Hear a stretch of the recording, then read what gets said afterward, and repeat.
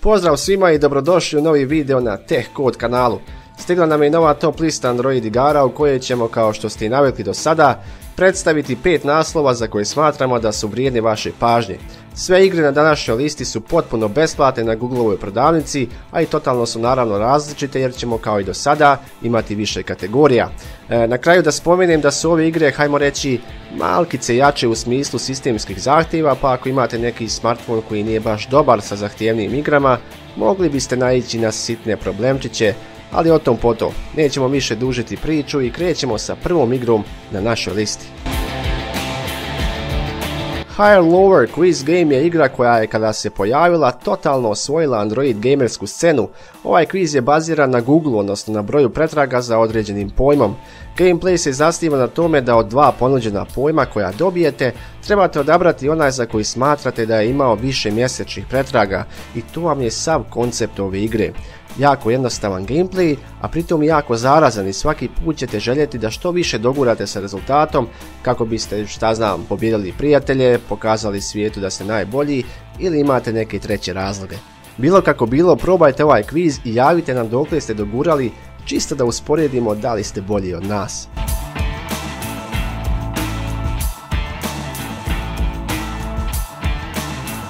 Crashing Season je igra koja ruši sve pred sobom, a pritom prvenstveno mislimo u okviru svog gameplaya.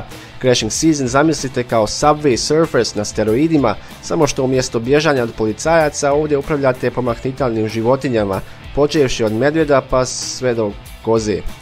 Valja im je uzor za kozu bio Goat Simulator.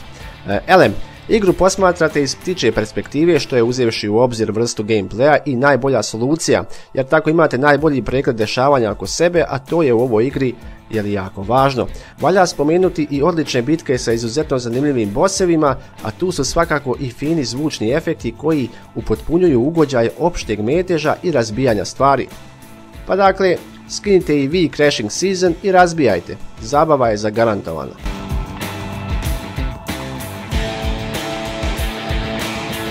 Evo jednog FPS-a na našoj listi. U stvari mislim da je ovo prvenac u žanru na našim listama, ali u ostalom nije ni bitno. Riječ je o Neon Shadow, igri koja vuče inspiraciju iz mega popularnih naslova na PC-u poput recimo Quake-a ili Unreal Tournamenta. I sami ćete primijetiti taj klasični šmek i podsjećanje na ove legendarne šutere.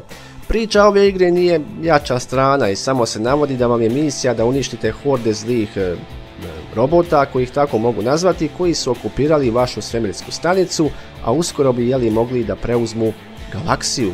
Ali neće da može, jer se to pita vas i vi ćete sa šarenolikim arsenalom oružja da prosvirate procesore tim silnim robotskim karakondžulama.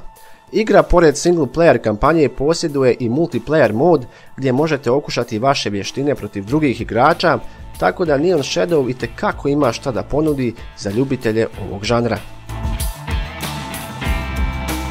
Rodeo Stampede je igra koja je jako slična Crashing Season igri, ali sa jednom bitnom razlikom.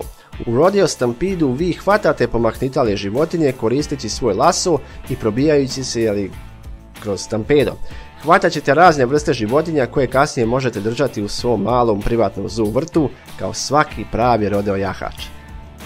Sad nisam baš siguran koliko je pametno tako postupati sa životinjama, ali bože moj.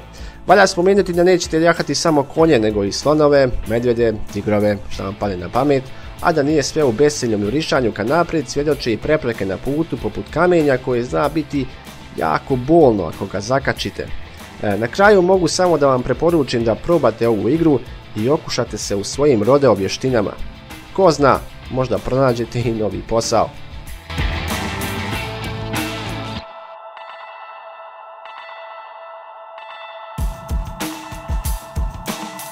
I posljednja igra na našoj listi ima veze sa tamnicama, što je zapravo i razlog zašto je posljednja na listi.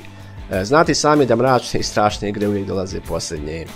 Šalu na stranu, radi se o Redungeon, igri u kojoj je cilj da preživite u tamnici, to jest da prođete kroz nju, a da vas pritom ne bi zgnječio zid, da vas ne bi probio kolac ko Savu Savanovića, ali da vas ne bi zadesili neki slični zahvati. Igra je rađena u klasičnom retro stilu, nalik na rane početke gaming industrije kada smo se radovali tim osmobitnim zvijerima. Elem, svaka od tamnica se random kreira tako da ne možete naići na iste probleme i zamke svaki put. Redungeon je zaista luda zabava i bilo bi šteta kada biste ju propustili.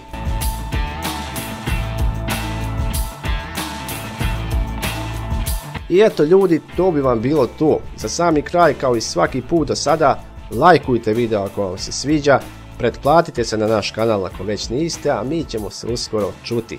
Pozdrav!